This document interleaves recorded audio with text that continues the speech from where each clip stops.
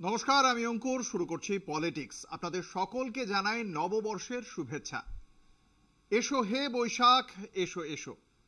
পহেলা বা পয়লা, যে নামেই ডাকা হোক না কেন, আজ 1432 সন অথবা সালের প্রথম দিন, যা গ্রেগরীয় ক্যালেন্ডার অনুসারে ওপার বাংলায় ছিল সোমবার 14 এপ্রিল।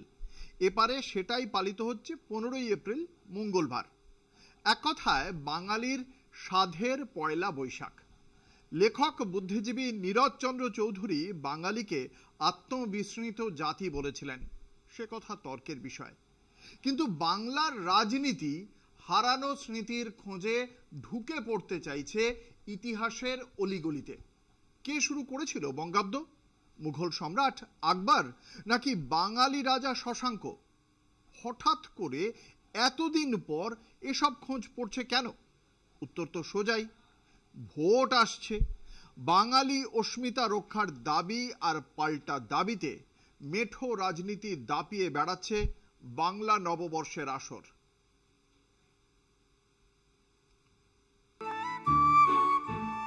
সপ্তম শতকে রাজা শশাঙ্ককে বঙ্গাব্দের প্রবর্তক বলে মনে করা হয়। আরেক পক্ষের ঐতিহাসিকের দাবি সুলতান হোসেন শাহ বাংলা সনের প্রবর্তক।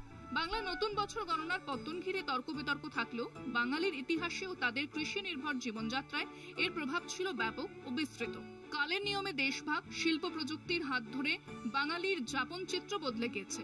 ফলে সেই বাংলা নববর্ষের ইতিহাস বিস্তৃতিতে তলিয়ে গেলেও সমগ্র বঙ্গ সমাজের এক অনন্য সাংস্কৃতিক ঐতিহ্যে পর্যবসিত হয়েছে নববর্ষ পালন। তাতেই আষ্টে পৃষ্ঠে জড়িয়ে গিয়েছে পশ্চিমবঙ্গের রাজনৈতিক সমাজ। ধর্ম বর্ণ নিরপেক্ষভাবে নতুন বছরকে বরণ করার লোকরীতি লুপ্ত হয়ে গত 1.5 দশক ধরে এক নতুন উপাদান যুক্ত হয়েছে। বাংলা সরকার এই দিনটিকে পশ্চিমবঙ্গ দিবস হিসেবে চিহ্নিত করেছে। তার উল্টো পথে বাঙালি অস্মিতার মুখোশে হিন্দু অস্মিতার আমদানি করেছে কেন্দ্রের শাসক দল বিজেপি। ধর্মীয় বিভাজনে হাতছানি এই উৎসবের আঙ্গিনাতেও। রাজা শশাঙ্কের হিন্দু পরিচয় ভাঙিয়ে নববর্ষের আবহে বিভাজনের রাজনীতি উস্কে দিয়ে পথে নেমেছে বিজেপি। আসলে হিন্দি হিন্দু হিন্দুস্তান স্লোগান আওড়ে চলা বিজেপি বামপন্থীদের অবক্ষয়ের সুবাদে বাংলায় জমিতে পা রাখলেও তার বঙ্গীয় পরিচিতির সংকট প্রশ্নাতীত। এই সংকট মোচনে বিজেপি হাতিয়ার করেছে বাংলা ও বাঙালির এই অনন্য পার্বণটিকে। বাংলার রাজনীতিতে বিজেপি বহিরাগত, এমনই দাবি তৃণমূলের।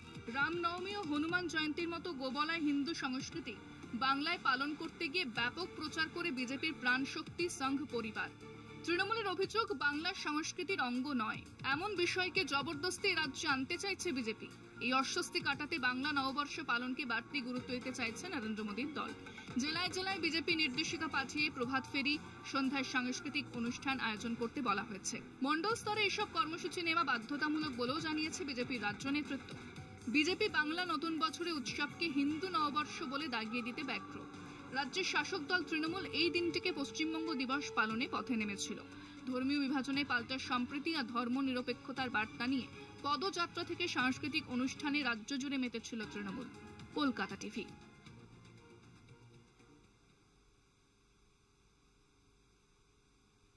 কিন্তু নববর্ষের প্রাক্কালেও এই বাংলা খানিকটা হলে উত্তপ্ত, এবং সেই উত্তপ্ত হওয়ার পরেই বেশ কিছু পদক্ষেপও করেছে প্রশাসন। দফায় দফায় গ্রেপ্তার, রুট মার্চ এবং গোয়েন্দা নজরদারিতে ধীরে ধীরে স্বাভাবিক হচ্ছে মুর্শিদাবাদ। শুধু মুর্শিদাবাদ নয়, যেখানে যেখানে অশান্তি ছড়িয়েছিল ভাঙড় সহ সব জায়গাতেই সক্রিয় ভূমিকা নিচ্ছে প্রশাসন। দায়িত্ব জ্ঞান ও দ্রুত সিদ্ধান্তে অশান্তির ছায়া কাটিয়ে ফিরছে স্বস্তি। আর সেই তৎপরতার নেতৃত্বেই রাজ্যের বার্তা, আইন শৃঙ্খলা নিয়ে কোনো আপোষ নয়। অশান্ত পরিস্থিতি সরেজমিনে খতিয়ে দেখতে মুর্শিদাবাদে আসছে জাতীয় মানবাধিকার কমিশনের একটি প্রতিনিধি দল। 3 সপ্তাহের মধ্যে রিপোর্ট জমা দিতে হবে প্রতিনিধি দলকে। তীব্র উত্তেজনার মধ্যেও পুলিশের দ্রুত পদক্ষেপ এবং নিরবিচ্ছিন্ন অভিযান মুর্শিদাবাদকে ফিরিয়ে আনছে স্বাভাবিক ছন্দে।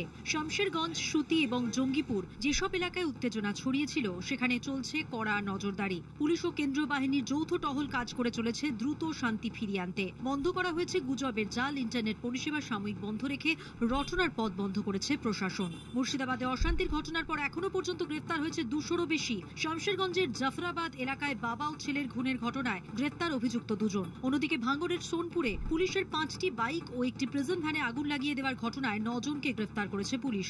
রাজ্য সরকারের তরফে স্পষ্ট বার্তা, আইন হাতে তুলে নেওয়ার কোনো অধিকার কারণ নেই, শান্তি বিঘ্নিত হলে কড়া পদক্ষেপ অনিবার্য। এই নৃশংস হত্যাকাণ্ডের সঙ্গে যে বা যারা প্রত্যক্ষভাবে জড়িত বা পরোক্ষভাবে জড়িত, যারা পরিকল্পনা করেছিলেন খুনের এবং যারা খুন ঘটিয়েছেন, তাদের কাউকে ছাড়া হবে না। আমরা প্রত্যেককে ধরব, প্রত্যেককে অ্যারেস্ট করব, দ্রুত তদন্ত শেষ করব এবং যত দ্রুত সম্ভব তাদের শাস্তি আমরা সুনিশ্চিত করব। নিহতদের পরিবারের পাশে দাঁড়াতে মুখ্যমন্ত্রীর হস্তক্ষেপ চেয়ে আবেদন করেছেন ভরতপুরের তৃণমূল বিধায়ক হুমায়ুন কবির। মুখ্যমন্ত্রীর কাছে আমি আবেদন করব, উনি আসুন না আসুন পরের কথা, উনি আসলে নিশ্চয়ই আসবেন, কিন্তু উনি যাতে এই যে 3 জন ব্যক্তি মারা গিয়েছে, একটা ইজাজ আহমেদ বোধহয় আর একজন বাবা ছেলে, একটা 17 বছর বয়স্ক হিন্দু পরিবারের একজন লোক এবং তার ছেলে চন্দন দাস, এনাদের যাতে আর্থিকভাবে মুখ্যমন্ত্রী ক্ষতিপূরণ দেন বা তাদের কম্পেনসেশন দেন, এটা আমি মুখ্যমন্ত্রীর কাছে তাদের পরিবারের জন্য আমি আবেদন করছি। এই মুহূর্তে মুর্শিদাবাদ সহ রাজ্যের অন্যান্য এলাকায় পরিস্থিতি নিয়ন্ত্রণে। প্রশাসনের তৎপরতা, কেন্দ্রীয় বাহিনীর সহায়তা এবং পুলিশি নজরদারি সব মিলিয়ে রাজ্যের মানুষ শান্তি ও স্বাভাবিকতার দিকে এগিয়ে যাচ্ছে। রাজ্য প্রশাসন একেবারে সক্রিয়, কঠোর এবং সহিংসতার বিরুদ্ধে একতাবদ্ধ। কলকাতা টিভি।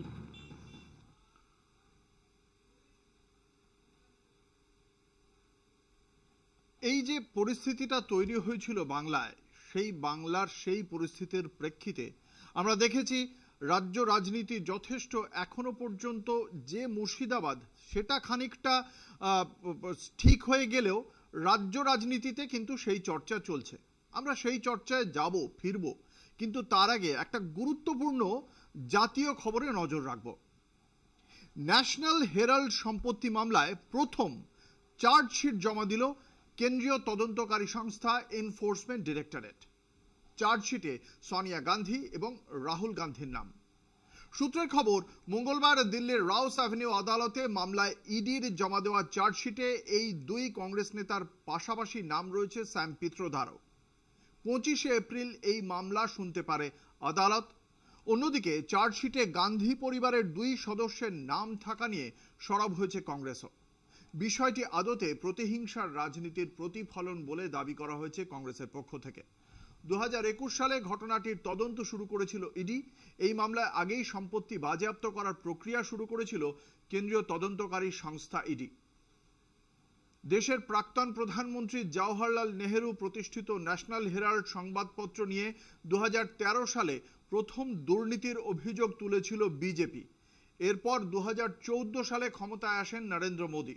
সেই সময় এই নিয়ে নতুন করে শোরগোল পড়ে। 2014 সালে সুব্রমণিয়াম স্বামী দিল্লির একটি আদালতে মামলাও দায়ের করেছিলেন। অন্যদিকে আরও চাপে রবার্ট ভাড্রাও। হরিয়ানার জমি দুর্নীতি মামলায় ফের তাকে তলব করে ইডি।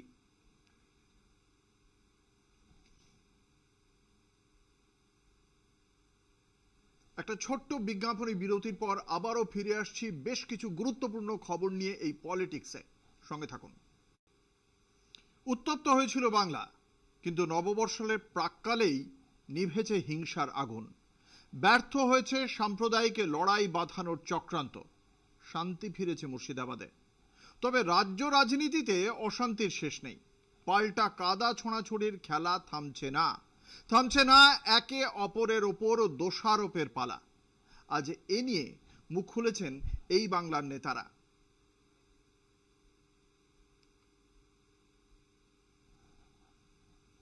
মুর্শিদাবাদে তবে রাজ্য রাজনীতিতে পাল্টা কাদা ছোড়াছুড়ির খেলা থামছে না। থামছে না একে অপরের ওপর দোষারোপের খেলা। আজ এই বিষয়ে মুখ খুলেছেন সিপিএম এর রাজ্য সম্পাদক মোহাম্মদ সেলিম। পুলিশ 3.5 ঘন্টা থেকে 4 ঘন্টা কোনো সাড়া দেয়নি। এটা বিজেপি এবং তৃণমূল সরাসরি এই রাজনীতি, যেটা অতীতে ইউরোপে এরকম কিছু এরকম দর্শন ছিল। আইনে কিছু লেখা থাকবে, আইনি কোনো ব্যবস্থা থাকবে, কিন্তু বাকিটা লাইনে চলবে। মুর্শিদাবাদের পুলিশ, জেলা পুলিশ এই পলিটিক্যাল লাইনে চলেছে। মুর্শিদাবাদে গিয়েছিলেন অধীর চৌধুরীও। সেখান থেকে আক্রমণ শানিয়েছেন কংগ্রেস নেতা অধীর চৌধুরী। जिस तरीके की मुर्शिदाबाद के बारे में बाहर वर्णन किया जाते हैं, मुर्शिदाबाद वो नहीं है। यहाँ हिंदू मुसलमान हम लोग एक साथ मिलकर बड़ा हुए हैं, ये कोई नहीं है। ये कोई बाहर से कोई अलग किस्म के तत्व आकर कोई घटना घटा सकते, लेकिन इसका मतलब ये नहीं कि हमारे मुर्शिदाबाद डिस्ट्रिक्ट कम्युनल डिस्ट्रिक्ट बन गए, ऐसा नहीं है। ये गलत फहमी हो रहे हैं बाहर में। নয়া ওয়াকফ আইন নিয়ে সরগরম রাজ্য রাজনীতি। এই পরিস্থিতিতে চুপ করে থাকতে নারাজ বিজেপিও। রাজ্যের পরিস্থিতি নিয়ে মুখ খুলেছেন বিজেপির রাজ্যসভার সাংসদ শ্রমিক ভট্টাচার্য। ওয়াকফ প্রপার্টি সিপিএম এর সময় লুট হয়েছিল, তৃণমূলের সময় লুটের পরিমাণ আরো বেড়েছে। সিপিএম দ্বিজাতি তত্ত্বের সমর্থক ছিল। সিপিএম হিন্দুদের উপর অত্যাচারের বর্ণনা যে তসলিমা নাসরিন দিয়েছিলেন, তার কারণে তসলিমাকে তারা তাড়িয়েছে। আজকে স্বাভাবিকভাবেই তারা এই সংশোধনী বিল নিয়ে আদালতে যাবে, কারণ মিটিং মিছিল করার ক্ষমতা হারিয়ে ফেলেছে। राजनीति और धर्म ये दो एक मत कीजिए। धर्म के आधार पे आदमी लोग को मत बांटिए, समाज को मत बांटिए। যদিও রাজ্য প্রশাসন এই বিষয়ে কথার চেয়ে কাজের উপরই ভরসা রেখেছেন। মুর্শিদাবাদ সফরে গিয়েছিলেন ডিজি রাজীব কুমার। অশান্তির ঘটনায় গ্রেফতার করা হয়েছে 200 জনকে। এখন চলছে ঘর ছাড়াদের ঘরে ফেরানোর পালা। সব মিলিয়ে অভিযোগ পাল্টা অভিযোগ নিয়ে সরগরম রাজ্য রাজনীতি। কলকাতা টিভি।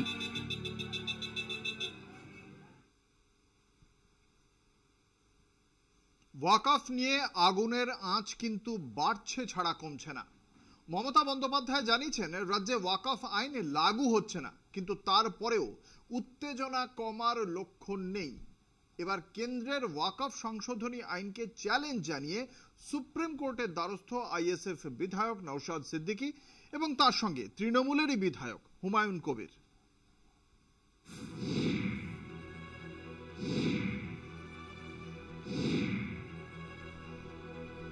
ওয়াকফ সংশোধনী আইনকে চ্যালেঞ্জ জানিয়ে সুপ্রিম কোর্টের দ্বারস্থ হলেন আইএসএফ বিধায়ক নওশাদ সিদ্দিকী ও তৃণমূল বিধায়ক হুমায়ুন কবির। আবেদনকারীদের দাবি, ইসলামী ধর্মতত্ত্বের বিশিষ্ট পণ্ডিতরা ইসলামিক আইনের প্রণেতা আমির আলীর মন্তব্যের পঞ্চম সংস্করণের ধারণার উপর নির্ভর করেছেন এবং যা প্রাসঙ্গিক বলে মনে করেন। পরবর্তীকালে আমির আলীর ইসলামিক আইনের পঞ্চম সংস্করণের দায়িত্ব নেন বিচারপতি SHA রেজা। বিচারপতি রেজার সংশোধিত পৃষ্ঠার 773-788 পাতায় উল্লেখ আছে, ওয়াকফ গঠনের জন্য কেবল একটি ঘোষণাই যথেষ্ট, অর্থাৎ লিখিত দলিলের প্রয়োজন নেই। ভারতের সাংবিধানিক আদালত ভারতের সংবিধানের 141 অনুচ্ছেদের পরিপ্রেক্ষিতে বিচারপতি SHA রেজা কর্তৃক সংশোধিত ধারণাটিকে স্বীকৃতি দিয়েছে। 1863 সালের ধর্মীয় দান আইনে সমস্ত ধর্মের দান এবং প্রাতিষ্ঠানিক ব্যবস্থাপনার উপরে উল্লেখ রয়েছে, যার মধ্যে ওয়াকফ ব্যবস্থাপনার ধারণাটিও রয়েছে। এই দান আইনের ক্ষেত্রে সরকারের ক্ষমতা সম্পূর্ণ ভিন্ন। এক্ষেত্রে সরকারের কোনো ভূমিকা থাকতে পারে না। আইনে আরো উল্লেখ আছে, আইনের 3 এবং 8 ধারায় বলা হয়েছে যে এই ধরনের ধর্মীয় প্রতিষ্ঠান পরিচালনার জন্য গঠিত কমিটিগুলি আইনের 8 ধারা থেকে হবে। ধর্ম পালনকারী ব্যক্তিদের মধ্যে যারা মসজিদ, মন্দির এবং অন্যান্য ধর্মীয় প্রতিষ্ঠানের রক্ষণাবেক্ষণে আগ্রহী, তাদের সাধারণ ইচ্ছে অনুযায়ী চলবে। এই ধরনের মসজিদ, মন্দির বা অন্যান্য ধর্মীয় প্রতিষ্ঠানের রক্ষণাবেক্ষণের জন্য যে ব্যবস্থা নেওয়া হয়েছে, সেই উদ্দেশ্যেই ধর্ম পালন করা হবে। আবেদনকারীরা সংবিধানের ভিন্ন বিষয় উল্লেখ করে আদালতের কাছে প্রার্থনা। 1995 সালের ওয়াকফ আইনের ওপর সংশোধনী ধারাগুলির বাস্তবায়নের ওপর স্থগিতাদেশ জারি করুক। 2025 সালের সংশোধনী আইন ভারতের সংবিধানের 14, 15, 25, 26 এবং 300A অনুচ্ছেদ লঙ্ঘন করে। 2025 সালের সংশোধনী আইন খারিজ করুক আদালত। সুপ্রিম কোর্টের বিচার প্রক্রিয়া সাধারণ মানুষের স্বার্থ ও সংবিধানে উল্লেখিত বিষয়গুলি বিশেষভাবে প্রাধান্য পায়। এক্ষেত্রে নওশাদ সিদ্দিকী ও হুমায়ুন কবিরের দাবি অনুযায়ী ওয়াকফ সংশোধনী আইন সংবিধানের পরিপন্থী। তাই আবেদনকারীদের ধারণা সুপ্রিম কোর্ট তাদের আবেদনে সাড়া দেবে। কলকাতা টিভি।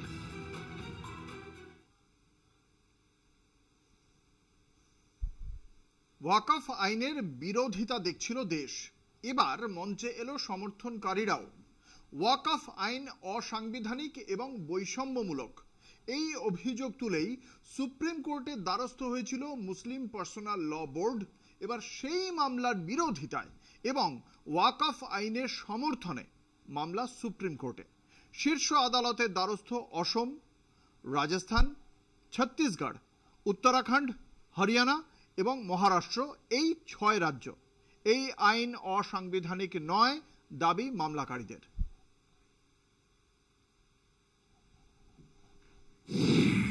ওয়াকফ সংশোধনী আইনের বিরোধিতা, দেশ জুড়ে ক্ষোভ বিক্ষোভ প্রতিবাদ। ওয়াকফ আইনের বিরোধিতায় সুপ্রিম কোর্টে মামলার পাহাড়। বিতর্কিত এই আইনের বিরুদ্ধে আবেদন জানিয়েছে ডিএমকে, সমাজবাদী পার্টি, আরজেডির মতো রাজনৈতিক দলগুলিও। তৃণমূল কংগ্রেসের মহুয়া মৈত্র ওয়াকফ সংশোধনী আইনকে সংবিধান বিরোধী বলে দেগে আদালতের দ্বারস্থ হয়েছেন। তবে শুধু এই আইনের বিরুদ্ধেই নয়, এবার বিতর্কিত আইনের পক্ষেও আর্জি জমা পড়ল শীর্ষ আদালতে। মুসলিম ল বোর্ডের মামলা সহ ওয়াকফ আইন বিরোধী একগুচ্ছ মামলার বিরুদ্ধে এবং ওয়াকফ আইনকে সমর্থন করে সুপ্রিম কোর্টে আবেদন দেশের 6টি রাজ্যের। সর্বভারতীয় মুসলিম পার্সোনাল ল বোর্ড ও অন্যান্যদের মামলায় যুক্ত হতে চেয়ে শীর্ষ আদালতে আবেদন অসম, রাজস্থান, ছত্তিশগড়, উত্তরাখণ্ড, হরিয়ানা এবং মহারাষ্ট্রের। আবেদনকারীদের দাবি, ওয়াকফ সংশোধনী আইন অসাংবিধানিক নয়। ওই আইনের গঠনগত উপযুক্ত সংস্কার হয়েছে, বিধি ব্যবস্থায় স্বচ্ছতা এসেছে এবং পদ্ধতিগত ক্ষেত্রে নিরাপদ সুরক্ষা বলয় তৈরি হয়েছে। দ্বিতীয়ত, আইনসভাগুলিতে বিস্তারিত আলোচনা সাপেক্ষে সংসদীয় কমিটিতে আলাপ আলোচনার পর মন্ত্রী পর্যায়ের পর্যালোচনা এবং সম্পর্কিত প্রাতিষ্ঠানিক পরামর্শের প্রেক্ষিতেই ওই আইন সংশোধিত হয়েছে। তৃতীয়ত, উপযুক্ত সংশোধনের ফলে যে কোনো সম্পত্তি রাতারাতি ওয়াকফে পরিণত হওয়া নিয়ে বিতর্কের সম্ভাবনা থাকবে না, কারণ এখন থেকে কোনো সম্পত্তি ওয়াকফ হওয়ার আগে সরকারি নোটিশ জারি হওয়া বাধ্যতামূলক। संसद का कानून है, सबको स्वीकार करना पड़ेगा। গত 7 এপ্রিল ওয়াকফ সংশোধনী আইনকে চ্যালেঞ্জ জানিয়ে সুপ্রিম কোর্টের দ্বারস্থ হয় অল ইন্ডিয়া মুসলিম পার্সোনাল ল বোর্ড বা AIMPLB। তাদের দাবি ছিল, এই স্বেচ্ছাচারী বৈষম্যমূলক নেতিবাচক আইন ভারতীয় সংবিধানের মৌলিক অধিকার সংক্রান্ত 25 এবং 26 ধারার পরিপন্থী। সেই মামলার বিরোধিতাতেই এবার সুপ্রিম কোর্টে 6 রাজ্য। 16 এপ্রিল ভারতের প্রধান বিচারপতি সঞ্জীব খান্না, বিচারপতি PV সঞ্জয় কুমার এবং বিচারপতি KV বিশ্বনাথনের বেঞ্চে এই মামলার শুনানির সম্ভাবনা। Kolkata TV.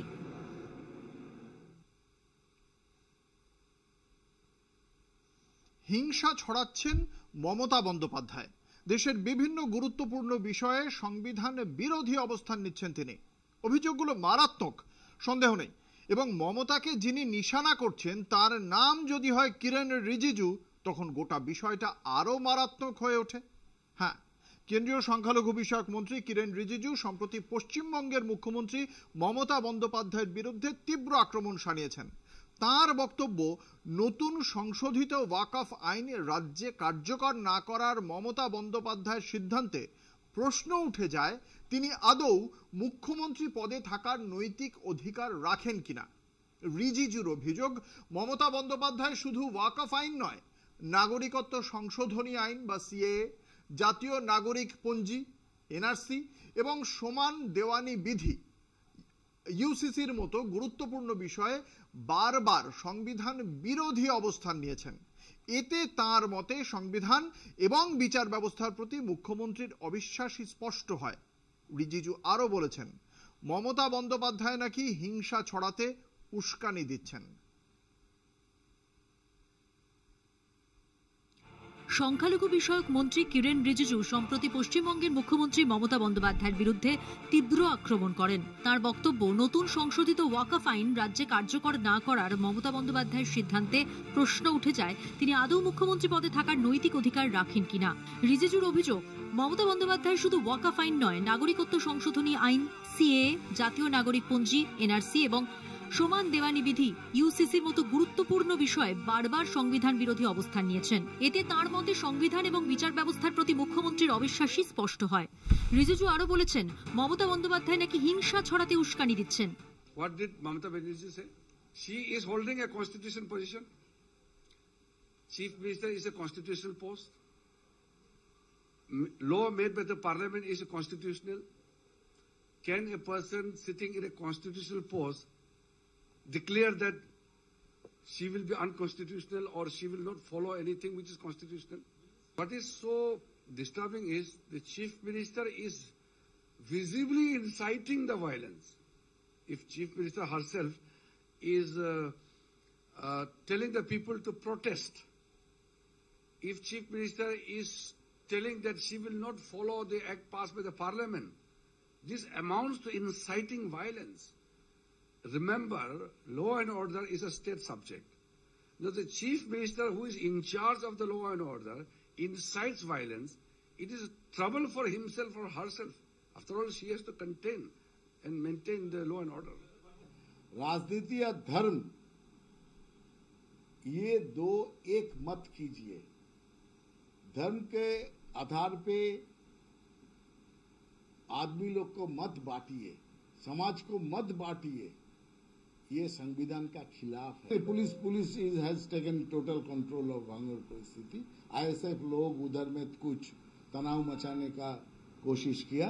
Police is now in full control of the area. দুজনেই এক গোয়ালে গরু। কিছুদিন আগে পর্যন্ত দুজনে একই মন্ত্রিসভায় ছিলেন, এনডিএর মধ্যে ছিলেন মুখ্যমন্ত্রী। উনি জানেন না সংবিধান অনুযায়ী একটা আইন পাশ হলে সেটা সব ক্ষেত্রে লাগু হয়। বৃহৎ সংখ্যালঘু বিষয়ক কোনো বিষয় হলে পার্লামেন্টের যে আইন সেটা হচ্ছে সর্বক্ষেত্রে লাগু হবে। কিন্তু এখানে মুখ্যমন্ত্রীকে এটা বলতে হবে যে যখন আইন পাশ হচ্ছিল তখন তার এমপিরা সবাই উপস্থিত ছিল না কেন? যেখানে বিরোধিতা করতে হয়, যে জন্য এমপি নির্বাচিত হয়েছেন, তারা এই ভূমিকা আগে সিএর ক্ষেত্রে দেখা গেছে পালন করেনি, আর এখন ওয়াকফ আইনের ক্ষেত্রে দেখা গেছে তারা অ্যাবসেন্ট থেকেছে। পার্লামেন্টে বিল পাস করে দেওয়ার সুযোগ করে দিচ্ছেন আর এখানে এসে ন্যাকামো করছেন। সংশোধিত ওয়াকফ আইনের বিরুদ্ধে সুপ্রিম কোর্টের দ্বারস্থ হচ্ছে সিপিএমও, জানালেন রাজ্য সম্পাদক মোহাম্মদ সেলিম। আমরা সিদ্ধান্ত করেছি ওয়াকফ যে অ্যামেন্ডমেন্ট হয়েছে সংবিধান বিরোধী যেহেতু হয়েছে, আমরা বলছি সরকার আইন করতে পারে না, যেটা ফান্ডামেন্টাল রাইটসের বিরুদ্ধে। আমাদের পার্টির তরফ থেকে সিদ্ধান্ত হয়েছে আমরা রিট পিটিশন দাখিল করেছি সুপ্রিম কোর্টে। সিপিএম এর তরফ থেকে আমি নিজে মোহাম্মদ সেলিম রিট পিটিশনের আমি অ্যাপ্লিক্যান্ট, এবং সেখানে আজকে সেটা ফাইল করা হয়েছে।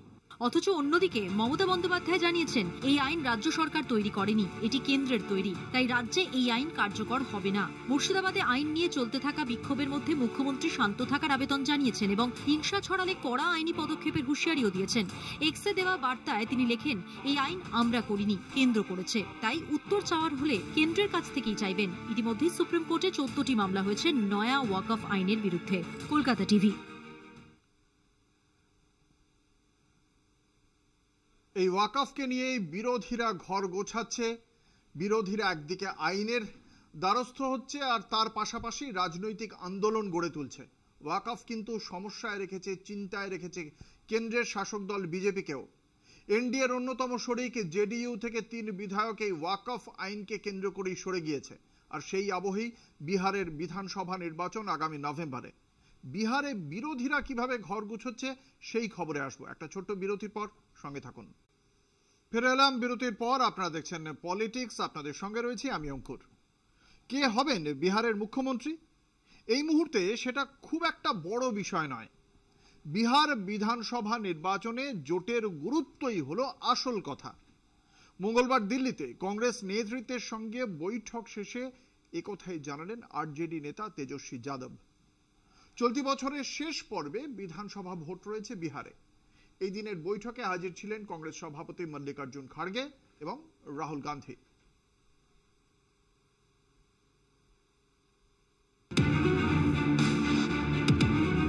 বিহারের বিধানসভা ভোটের প্রস্তুতি শুরু করে দিল মহাগঠবন্ধনের 2 প্রধান শরিক আরজেডি ও কংগ্রেস।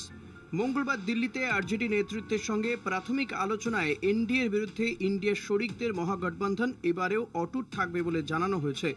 243 আসনে গত বিধানসভায় আরজেডি পেয়েছিল 79 আসন, কংগ্রেসের ছিল 19 আসন। 45 আসনে জয়ী জেডিইউ মাঝপথে বিজেপির হাত ধরে এনডিএতে যোগ দেয়, ফলে শিবির বদলেও নিজের মুখ্যমন্ত্রীর কুর্সি দখল রেখেছিলেন নীতিশ। এদিন বৈঠক শেষে আরজেডি নেতা বিহারের প্রাক্তন উপমুখ্যমন্ত্রী তেজস্বী যাদব জানান, রাজ্যবাসী ক্ষমতায় বদল চায়। সেদিকে লক্ষ্য রেখেই কংগ্রেস ও বাম দলগুলির সঙ্গে আসন রফা করে ভোটে লড়াই করা হবে। গতবার কংগ্রেস জোট শরিক হিসেবে 70 আসনে লড়াই করে মাত্র 19 আসনে জয় পেয়েছিল। এবার তাদের কম আসনে লড়তে হতে পারে। সূত্রের দাবি, প্রাথমিকভাবে তা মেনে নিয়েছে কংগ্রেস হাইকমান্ড, তবে আসন্ন নির্বাচনে আসন বন্টন নিয়ে আলোচনা হয়নি বলে জানিয়েছে কংগ্রেস। ইতিমধ্যেই আরজেডির তরফে তেজস্বীকে মহাগঠবন্ধনের মুখ্যমন্ত্রী মুখ হিসেবে তুলে ধরার দাবি উঠেছে। এদিন তেজস্বী নিজে অবশ্য এ নিয়ে মন্তব্য করেননি। हम सब लोगों की बैठक हुई है और काफी पॉजिटिव बातचीत हुई है और काफी पॉजिटिव बातचीत हुई है और हम सब लोग 17 तारीख को भी जो है अदर अलायंस पार्टनर के साथ जो लेफ्ट पार्टी है, वीआईपी पार्टी है, कांग्रेस और आरजेडी, पटना में भी हम लोग बैठेंगे और हम लोगों की क्या स्ट्रैटेजी है वो तो मीडिया में हम लोग बताते नहीं है, लेकिन हम लोगों की पूरी तैयारी है और हम लोगों का पूरा मजबूती के साथ बिहार को आगे ले जाने का संकल्प है।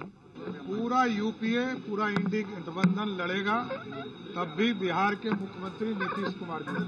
কংগ্রেস সভাপতি খার্গে জানান, এনডিএ কে পরাজিত করার লক্ষ্যে কৌশল নির্ধারণে দুই দলের মধ্যে আলোচনা কেন্দ্রীভূত ছিল। মুখ্যমন্ত্রী মুখ নিয়ে ভোটের ফল প্রকাশের পর আলোচনা হবে বলে জানান কংগ্রেস সভাপতি। আগামী 17 এপ্রিল পাটনায় দুই প্রধান শরিকের সঙ্গে বাম দলগুলি মিলে পূর্ণাঙ্গ মহাগঠবন্ধনে নির্বাচনী আলোচনা হবে। কলকাতা টিভি।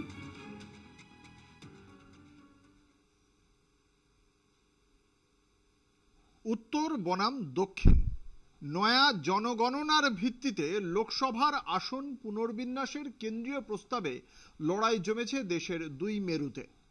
2026-এ জনগণনা হলে কি হবে এ নিয়ে চিন্তায় দক্ষিণ ভারত। সেক্ষেত্রে উত্তর ভারত লাভবান হবে, আর সাংসদ সংখ্যার নিরিখে পিছিয়ে পড়বে দাক্ষিণাত্য, এমন অঙ্কেই সিঁদুরে মেঘ দেখছে MK স্ট্যালিন পিনারাই বিজয়নের রাজ্য।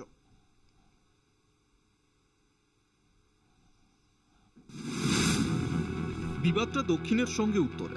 2026-এর প্রস্তাবিত জনগণনার ভিত্তিতে লোকসভার আসন পুনর্বিন্যাসের চরম বিরোধিতায় দক্ষিণ ভারতের 4 রাজ্য। কার্যত কেন্দ্রীয় প্রস্তাবের বিরোধিতায় ইতিমধ্যেই এক দফা বৈঠক সেরে ফেলেছেন দক্ষিণের 3 মুখ্যমন্ত্রী ও 1 উপমুখ্যমন্ত্রী। ব্যতিক্রম কেবল অন্ধ্রপ্রদেশ। বৈঠকে গড়হাজির বিজেপির শরিক চন্দ্রবাবু নাইডু। তবে জোট ধর্ম পালনে দক্ষিণের পাশে দাঁড়িয়েছে পাঞ্জাব। স্ট্যালিন, বিজয়ন, রেবন্ত কিংবা শিবকুমারদের যুক্তি, দেশের উত্তর ও দক্ষিণাংশের মধ্যে জনবিন্যাসের সমতা নেই, তাই 25 বছরের জন্য লোকসভার আসন পুনর্বিন্যাস প্রক্রিয়া শিখে তুলে রাখার প্রস্তাব দিয়েছেন দক্ষিণের মুখ্যমন্ত্রীরা। অমিত শাহের স্বরাষ্ট্র মন্ত্রক জানাচ্ছে, 1951 সালে স্বাধীন ভারতে প্রথম জনগণনা হয়। সেই সময় জনসংখ্যা ছিল 36 কোটি, আর 1952 লোকসভা নির্বাচনে আসন ছিল 494। 1961-তে জনসংখ্যা ছিল প্রায় 44 কোটি, লোকসভার আসন ছিল 522। 1971 সালে জনসংখ্যা ছিল প্রায় 55 কোটির কিছু কম এবং লোকসভার আসন ছিল 543। 1971-এর লোকসভার আসন পুনর্বিন্যাস হয়নি, অথচ জনসংখ্যা পৌঁছে গিয়েছে 140 কোটিতে, আর তার জেরে জনপ্রতিনিধিত্বের ভার চাপছে সাংসদদের ঘাড়ে। 1951 সালে একজন সাংসদ 7 লক্ষ ভোটারের প্রতিনিধিত্ব করতেন। বর্তমানে সংখ্যাটা 25 লক্ষের বেশি। আরও এগিয়ে উত্তরপ্রদেশ। যোগী রাজ্যে কেন্দ্র পিছু ভোটারের সংখ্যা প্রায় 30 লক্ষ। উত্তর ভারতের চেয়ে নারী শিক্ষা ও সমাজ সচেতনতায় এগিয়ে থাকার দরুন দাক্ষিণাত্য জন্ম নিয়ন্ত্রণের ফল পেয়েছে হাতে নাতে। লোকসভার আসন পুনর্বিন্যাসের প্রশ্নে তারই গুণগার গোনার আশঙ্কা তৈরি হয়েছে কেরল, তামিলনাড়ুতে। কেন্দ্রীয় তথ্য মোতাবেক দেশের মোট জনসংখ্যার অর্ধেক উত্তর ভারতের বাসিন্দা। সেখানে দক্ষিণ ভারতের অবদান মাত্র 20%। অর্থাৎ জনবিন্যাসের নিরিখে আসন ভাগ হলে সংসদে প্রতিনিধিত্ব কমবে স্ট্যালিনদের। রাজনৈতিকভাবেও পিছিয়ে পড়বে দাক্ষিণাত্য। একইভাবে খুব বেশি লাভ হবে না পশ্চিমবঙ্গ ও ওড়িশারও। জনবিচ্ছুরণ সেভাবে না ঘটায় পলিটিক্যাল গেইন খুব বেশি হওয়ার সম্ভাবনা নেই এই দুই রাজ্য। কলকাতা টিভি।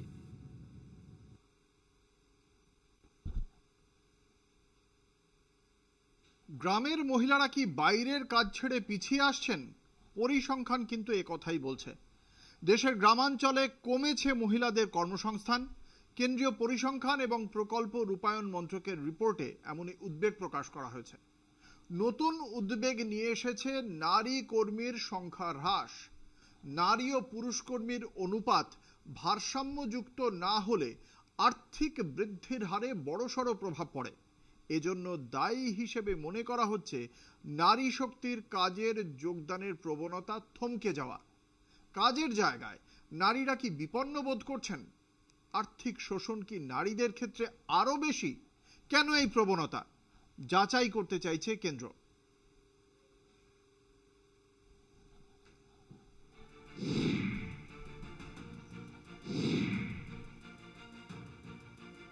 ভারতের আর্থিক বৃদ্ধি হারের প্রধান ভূমিকা গ্রামীণ অর্থনীতি। আবার গ্রামীণ অর্থনীতির সব থেকে শক্তিশালী হাত নারীদের অংশগ্রহণ। কৃষি, ক্ষুদ্র মাঝারি শিল্প, স্বনিযুক্তি প্রকল্প, মৎস্য চাষ, হস্তশিল্পের মেরুদণ্ড বলা যায় নারী কর্মীদের। ডোনাল্ড ট্রাম্পের শুল্ক যুদ্ধ কিংবা ভারতের বাণিজ্য ঘাটতির মতো বৃহৎ সংকটের পাশাপাশি নতুন উদ্বেগ নিয়ে এসেছে নারী কর্মীর সংখ্যা হ্রাস। কেন্দ্রীয় পরিসংখ্যান এবং প্রকল্প রূপায়ণ মন্ত্রকের প্রকাশ করা রিপোর্ট অনুযায়ী গ্রামীণ ভারতের জীবিকা ক্ষেত্রে নারীদের অংশীদারিত্ব 2023-24 আর্থিক বছরে 41%, 2024-25 অর্থবর্ষে কমে হয়েছে 40%। 2023 সালের তুলনায় 2024 সালে বেকারত্ব বেড়েছে। শহরের তুলনায় গ্রামে বেকারত্ব বেশি বেড়েছে। বিগত 6 মাসের বেশি সময় ধরে দেখা গিয়েছে উত্তরোত্তর বৃদ্ধি পেয়েছে 100 দিনের কাজে প্রকল্পে যোগদানের আবেদন। এই পরিসংখ্যান গ্রামাঞ্চলে বেকারত্ব বৃদ্ধির অন্যতম প্রমাণ বলে মনে করা হচ্ছে। Labour force participation rate report অনুযায়ী 1 বছরে কর্মীর হার কমেছে। গ্রামীণ এলাকায় মহিলা কর্মীর সংখ্যা বেশি কমেছে। একজন নারী বা পুরুষ কতদিন একটি অথবা ভিন্ন পেশা থেকে আয় করেন তার ভিত্তিতে সমীক্ষা। পিরিয়ডিক লেবার সার্ভে করা হয় সাপ্তাহিক, মাসিক, বার্ষিক পরিসংখ্যানে। রিজার্ভ ব্যাংক এবং অর্থ মন্ত্রকের দীর্ঘদিন ধরেই একটি প্রধান উদ্বেগ হলো কেন গ্রামীণ ক্রয় ক্ষমতা এবং ভোগ্যপণ্য ক্রয় প্রবণতা কমছে। গ্রামাঞ্চলে পণ্য বিক্রি না হলে অর্থনীতির চাকা থমকে যায়। শহরে ভোগ্যপণ্য বিক্রি বেড়ে গেলেও গ্রামের পণ্য ক্রয় না হলে সামগ্রিক আর্থিক বৃদ্ধি হার ক্ষতির সম্মুখীন হয়। টু হুইলার, ট্রাক্টর, সাইকেল গ্রামীণ অর্থনীতির 3 প্রধান চালিকা শক্তির বিক্রি থমকে। বিশেষ করে মহিলাদের সাইকেল এবং হাল আমলে স্কুটি ক্রয় অন্যতম মানদণ্ড হিসেবে দেখা দেয় আর্থিক আদান প্রদানে। সেই প্রবণতা কমেছে। 2025 সালের মার্চ মাসে সামান্য উন্নতির আভাস দেখা গেলেও সেটা নগণ্য। নারী ও পুরুষ কর্মীর অনুপাত ভারসাম্যযুক্ত না হলে আর্থিক বৃদ্ধি হারে বড়সড় প্রভাব পড়ে। কলকাতা টিভি।